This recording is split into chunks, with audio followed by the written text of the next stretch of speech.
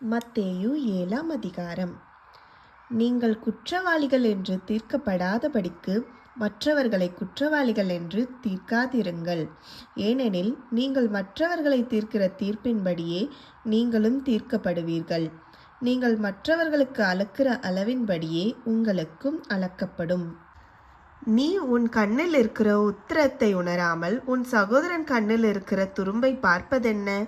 இதோ, உன் கண்ணில் உத்திரம் இருக்கையில் உன் சகோதரனை நோக்கி, நான் உன் கண்ணில் இருக்கும் துரும்பை எடுத்து போடட்டும் என்று நீ சொல்வதெப்படி? மாயக்காரனே, முன்பு உன் கண்ணில் இருக்கிற உத்திரத்தை எடுத்து போடு, பின்பு உன் சகோதரன் கண்ணில் இருக்கிற துரும்பை எடுத்து போட வகை பார்ப்பாய். பரிசுத்தமானதை நாய்களுக்கு கொடாதேயுங்கள், உங்கள் முத்துக்களை பன்றியின் முன் போடாதேயுங்கள். போட்டால் தங்கள் கால்களால் அவைகளை மிதித்து திரும்பிக் கொண்டு உங்களை பீறி போடும். கேளுங்கள், அப்பொழுது உங்களுக்கு கொடுக்கப்படும்.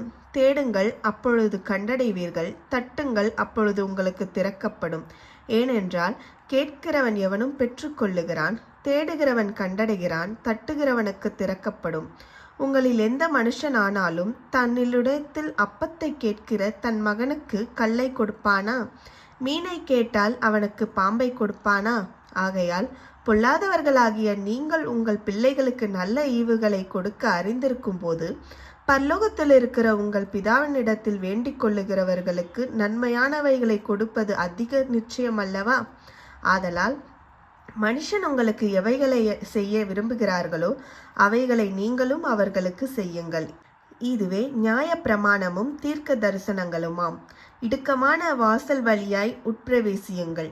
கேட்டுக்கு போகிற வாசல் விரிவும் வழி விசலமாயும் இருக்கிறது, அதன் வழியாய் பிரவேசிக்கிறவர்கள் அநேகர். ஜீவனுக்கு போகிற வாசல் இடுக்கமும் வழி நெருக்கமாய் இருக்கிறது, அதை கண்டுபிடிக்கிறவர்கள் சிலர். கள்ள தீர்க்கதரிசிகளுக்கு எச்சரிக்கையாயிருங்கள். அவர்கள் ஆட்டுத்தோலை போர்த்து கொண்டு உங்களிடத்தில் வருவார்கள், உள்ளத்திலோ அவர்கள் பட்சிக்கிற ஓனாய். அவர்களுடைய கனிகளினாலே அவர்களை அறிவீர்கள். முட்செடிகளில் திராட்சை பழங்களையும் முட்பூண்டுகளில் அத்தி பழங்களையும் பறிக்கிறார்களா? அப்படியே நல்ல மரமெல்லாம் நல்ல கனிகளை கொடுக்கும், கெட்ட மரமோ கெட்ட கனிகளை கொடுக்கும்.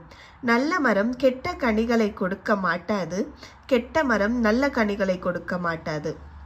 நல்ல கனி கொடாத மரமெல்லாம் வெட்டுண்டு அக்கினியிலே போடப்படும். ஆதலால் அவர்களுடைய கனிகளினாலே அவர்களை அறிவீர்கள். பரலோகத்தில் இருக்கிற என் பிதாவின் சித்தத்தின்படி செய்கிறவனே பரலோக ராஜ்யத்தில் பிரவேசிப்பானே அல்லாமல் என்னை நோக்கி கர்த்தாவே கர்த்தாவே என்று சொல்லுகிறவன் அதில் பிரவேசிப்பதில்லை. அந்நாளில் அநேகர் என்னை நோக்கி, கர்த்தாவே கர்த்தாவே, உமது நாமத்தினாலே தீர்க்க தரிசனம் உரைத்தோம் அல்லவா? உமது நாமத்தினாலே பிசாசுகளை துரத்தினோம் அல்லவா? உமது நாமத்தினாலே அநேக அற்புதங்களை செய்தோம் அல்லவா என்பார்கள். அப்பொழுது நான் ஒரு காலம் உங்களை அறியவில்லை, அக்கிரம செய்கைக்காரரே, என்னை விட்டு அகன்று போங்கள் என்று அவர்களுக்கு சொல்லுவேன். ஆகையால் நான் சொல்லிய இந்த வார்த்தைகளை கேட்டு இவைகளின்படி செய்கிறவன் எவனோ அவனை கண்மலையின் மேல் தன் வீட்டை கட்டின புத்தியுள்ள மனுஷனுக்கு ஒப்பிடுவேன். பெருமழை சொரிந்து பெருவெள்ளம் வந்து காற்று அடித்து அந்த வீட்டின் மேல் மோதியும் அது விழவில்லை, ஏனென்றால் அது கண்மலையின் மேல் அஸ்திபாரம் போடப்பட்டிருந்தது. நான் சொல்லிய இந்த வார்த்தைகளை கேட்டு இவைகளின்படி செய்யாதிருக்கிறவன் எவனோ அவன் தன் வீட்டை மணலின் மேல் கட்டின புத்தி இல்லாத மனுஷனுக்கு ஒப்பிடப்படுவான்.